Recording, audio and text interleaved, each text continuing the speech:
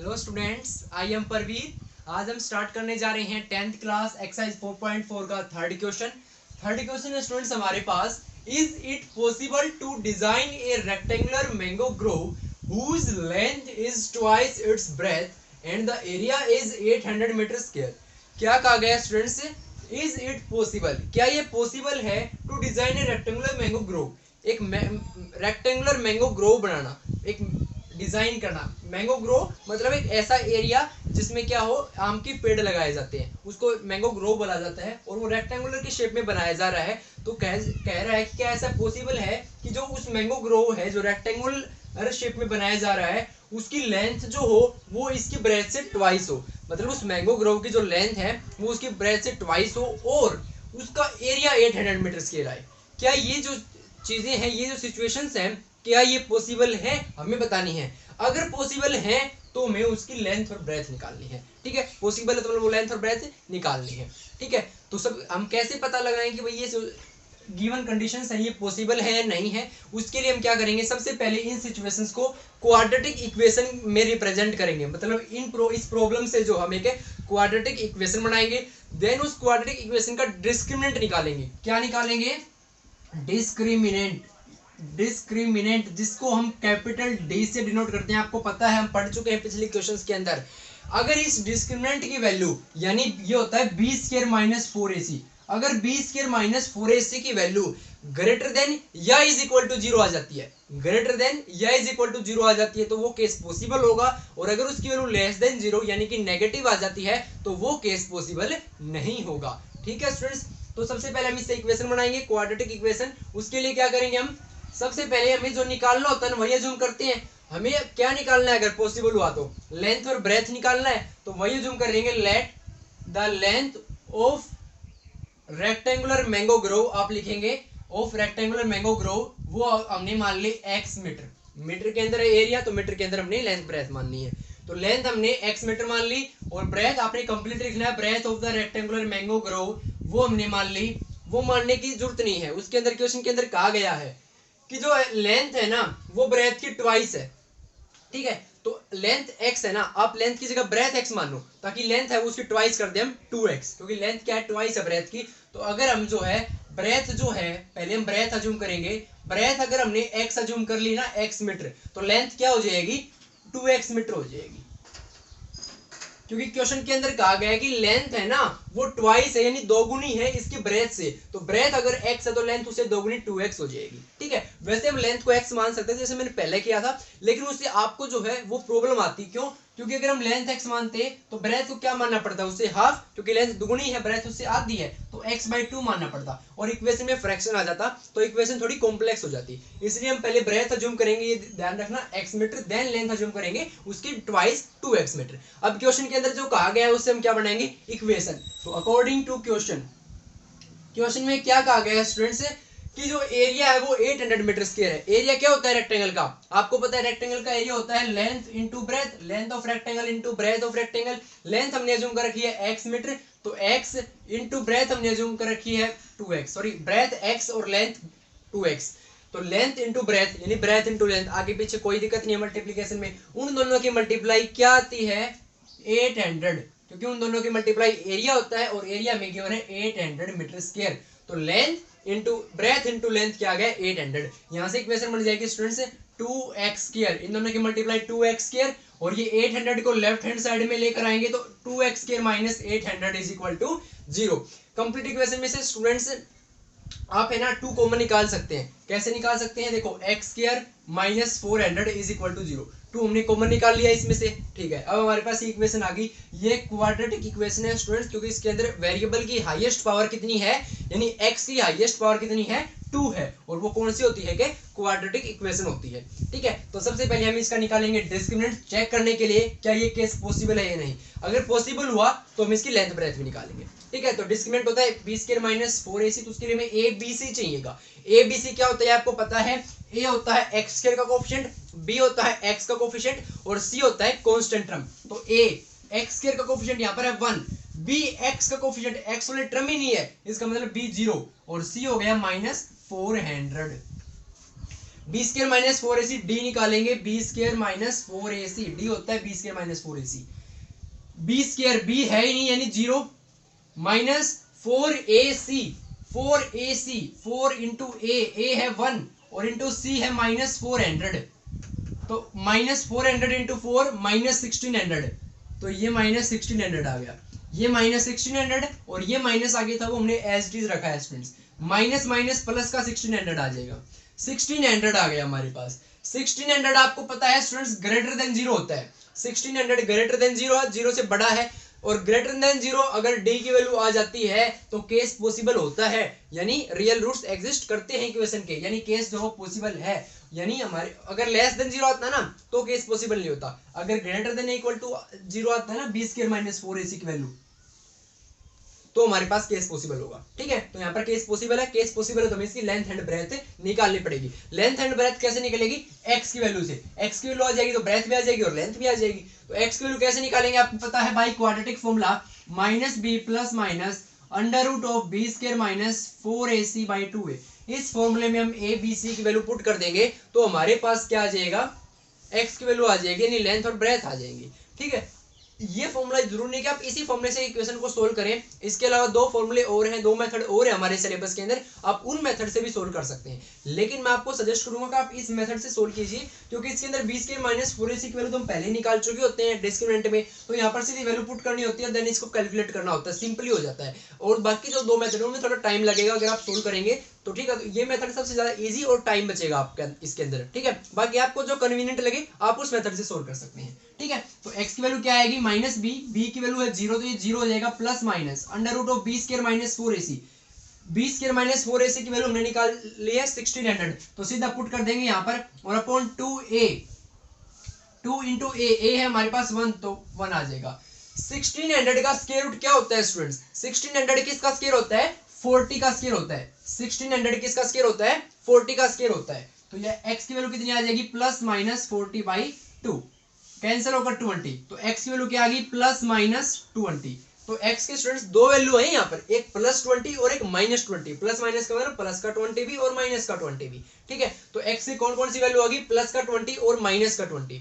अब students x क्या है, ब्रेथ है, ब्रेथ हो चाहे लेंथ हो, कोई भी हो, कोई भी मेजरमेंट हो, क्या कभी भी नेगेटिव हो सकती है, कभी नहीं। क्या आपने सुना है कि भाई इस रेक्टेंगल की लेंथ है वो माइनस 20 मीटर है, इस रेक्टेंगल की ब्रेथ है वो माइनस 20 मीटर, नहीं, ये हो ही नहीं सकता, नेगेटिव कोई भी मेजरमेंट नहीं हो सकती। तो माइनस 20 वाला हम केस नहीं लेंगे, हम x की वैल्यू क्या लेकर चलेंगे, 20, तो x की क्या वैल्यू आ गई स्टूडेंट्स, 20 आ गई, यानी हमारे पास ब्रेथ ऑफ रेक्टेंगल आ गई 20 मीटर और लेंथ 2x उसकी ट्वाइस वो आ गई 40 मीटर, तो लेंथ आ गई 20, सॉरी ब्रेथ आ गई 20 और लेंथ आ गई 40 मीटर।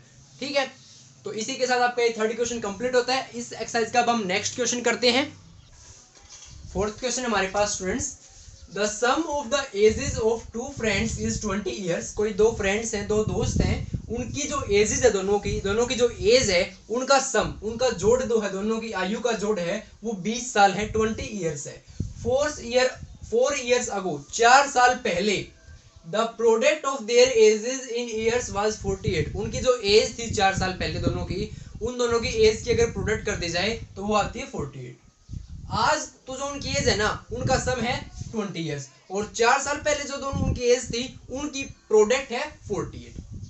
ठीक है, इससे ऊपर जो है क्वेश्चन में कहा गया है, मैंने वो बात लिखी नहीं है, वो कहा गया है कि ये जो सिचुएशन दी गई है, क्या ये सिचुएशन पॉसिबल है, अगर पॉसिबल है तो इनकी दोनों की प्रेजेंट एज निकालो, मतलब दोनों की एज निकालो, दोनों फ्रेंड्स की। ठीक है, तो हम निकालेंगे स्टूडेंट्स, सबसे पहले चेक करेंगे क्या ये केस पॉसिबल है या नहीं है। तो कैसे चेक करते हैं, सबसे पहले इसे इक्वेशन बनाएंगे, क्वाड्रेटिक इक्वेशन। अगर उस क्वाड्रेटिक इक्वेशन में डिस्क्रिमिनेंट की वैल्यू ग्रेटर देन या इक्वल टू 0 आ जाती है तो केस पॉसिबल है, और अदरवाइज पॉसिबल नहीं है। अगर पॉसिबल हुआ तो इनकी एज निकालनी है, और अगर नहीं हुआ पॉसिबल तो इनकी एज नहीं निकालनी, क्योंकि पॉसिबल ही नहीं है केस तो एज आएगी ही नहीं।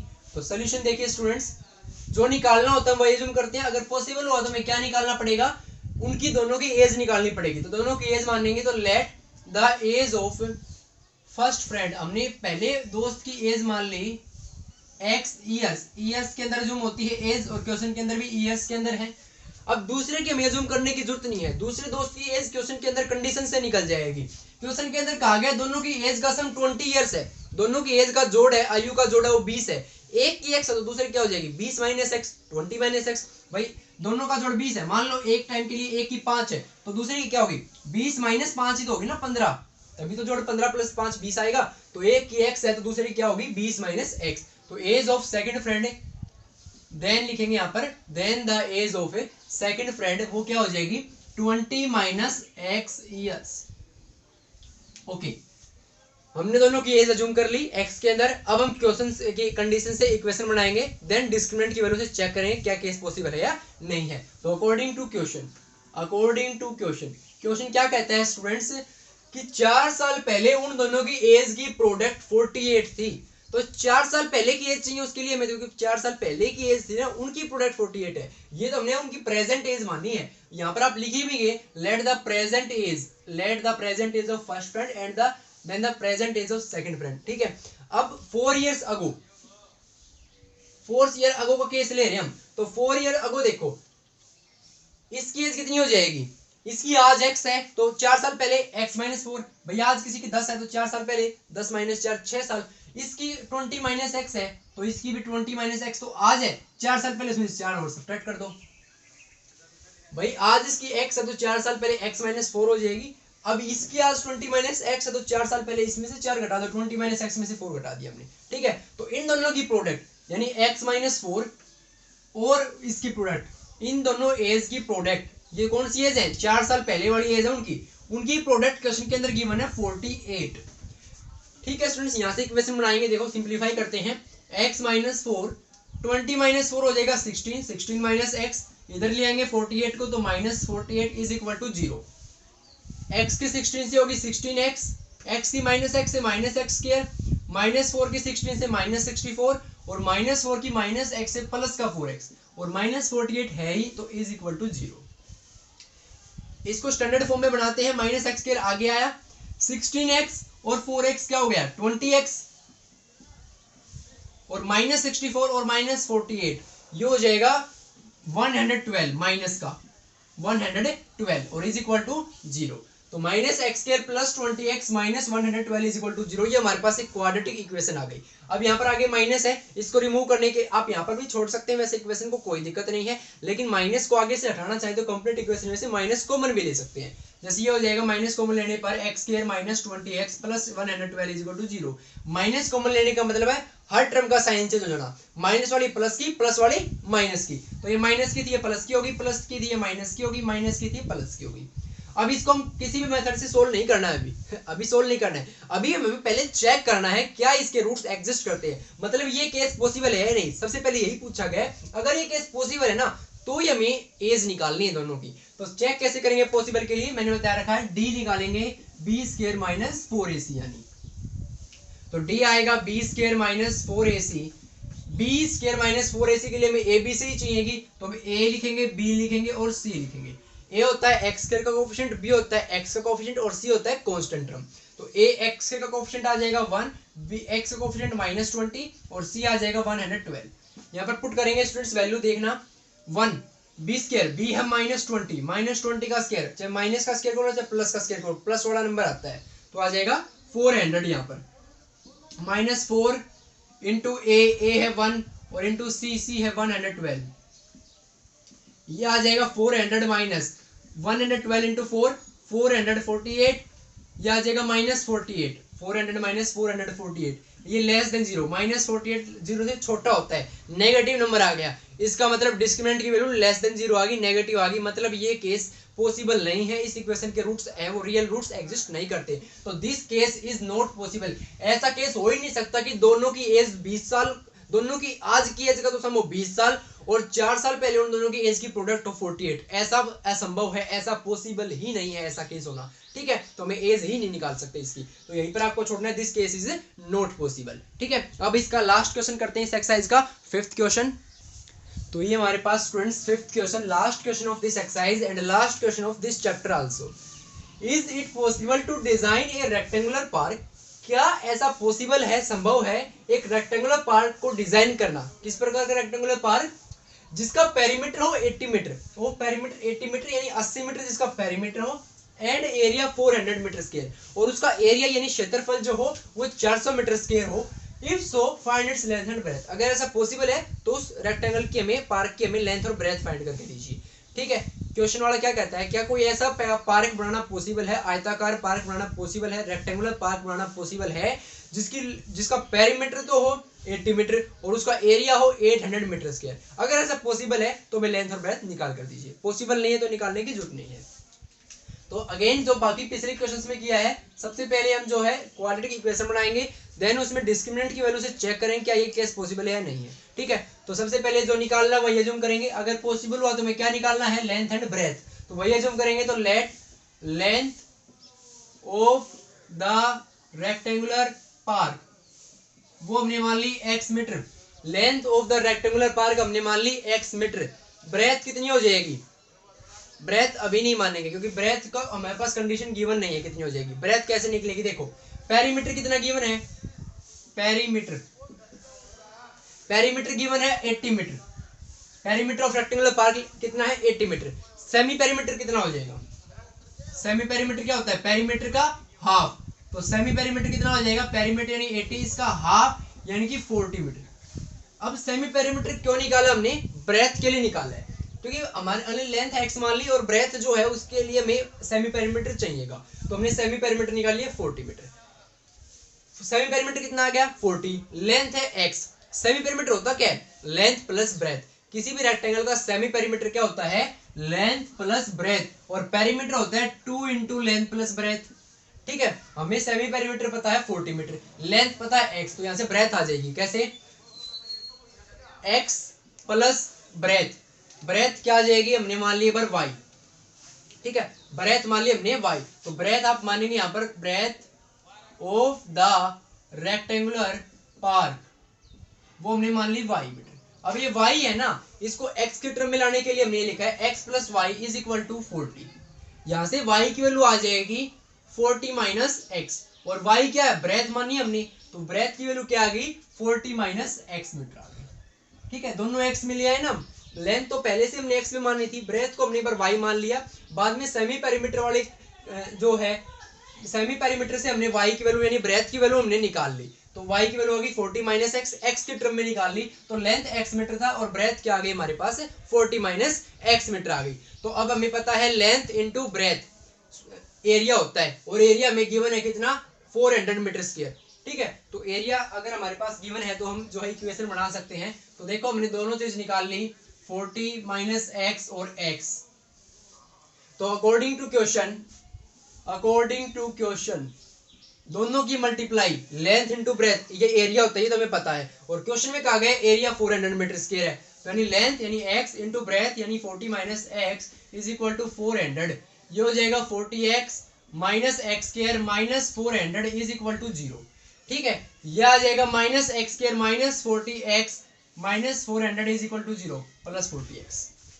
हमने ये माइनस एक्स स्क्वायर को आगे लिखा है, कुछ नहीं किया, बाकी एज इट इज रखा है। अब देखो स्टूडेंट्स, कंप्लीट इक्वेशन में से माइनस कॉमन लेंगे तो हर एक का साइन चेंज हो जाएगा, माइनस वाला प्लस का हो जाएगा, प्लस वाला माइनस का हो जाएगा, तो हमारे पास ये आ गया x square minus 40x plus 400 is equal to 0। अब हम इसको डिस्क्रिमिनेंट निकालेंगे और चेक करेंगे क्या ये केस पॉसिबल है या नहीं, तो डी आएगा b square minus 4ac, B आपको पता है x कोएफिशिएंट माइनस 40, इसका स्क्वायर करेंगे माइनस 4 इंटू ए हमें पता है एक्स स्क्वायर का कोएफिशिएंट 1 और इंटू सी होता है कांस्टेंट टर्म 400, यह आ जाएगा 40 का स्क्वायर माइनस 40 का स्क्वायर क्या होता है 1600, माइनस 4 इंटू 400 1600, यह आ जाएगा 0, 0 इज इक्वल टू 0, 0 के इक्वल आ गया, बी स्क्वायर माइनस 4ac की वैल्यू क्या आ गई 0 के इक्वल आ गई, मतलब डिस्क्रिमिनेंट की वैल्यू 0 के इक्वल आ गई। इसका मतलब ये है स्टूडेंट्स कि जो इसके रूट्स है वो एग्जिस्ट करेंगे, मतलब ये केस पॉसिबल है। अगर इसकी वैल्यू ग्रेटर देन या इक्वल टू 0 आ जाती है ना तो पॉसिबल होता है, अगर इसकी वैल्यू लेस देन 0 आती है, मैंने बहुत बार बताया है,